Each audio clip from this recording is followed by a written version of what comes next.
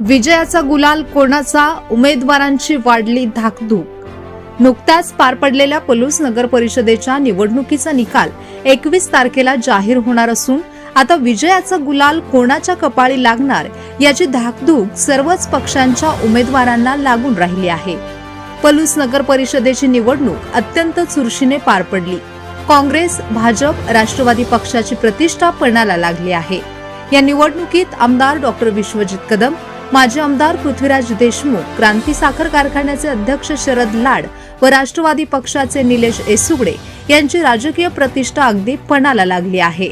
या निवडणुकीत अनेक आरोप प्रत्यारोप झाले। मागील निवडणुकीत काँग्रेस पक्षाची सत्ता पलूस नगर परिषदेवर होती, परंतु त्यांच्या कार्यकाळात कोणतीही विकास कामे झाली नाहीत। मोठा भ्रष्टाचार, तात्कालिक काँग्रेस पक्षाच्या नगरसेवकांनी स्वतः कंत्राटदार होऊन निकृष्ट दर्जाचे काम करून पैसा उकळला असल्याचे आरोप विरोधकांनी केले आहेत।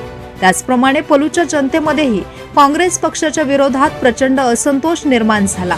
त्यामुळे ही निवडणूक चांगलीच गाजली आहे। परंतु आमदार विश्वजित कदम यांनी निवडणुकीच्या शेवटच्या टप्प्यात प्रचार यंत्रणा स्वतःच्या हातात घेऊन जोरदार प्रचार करत भाजपचे माजी आमदार पृथ्वीराज देशमुख, शरद लाड तसेच राष्ट्रवादीचे निलेश एसुगडे यांनी केलेल्या आरोपांचे जोरदार खंडन करत प्रचार केला। परंतु पलूसची जनता विजयाची माळ कोणाच्या गळ्यात घालते हे पाहणे औचित्याचे आहे, कारण निकालाची तारीख आधीच लांबल्याने उमेदवारांचा जीव टांगणीला लागलेला आहे। आता जसजशी निकालाची तारीख जवळ येत आहे तसतशी सर्वच उमेदवारांची धाकधूक वाढली आहे।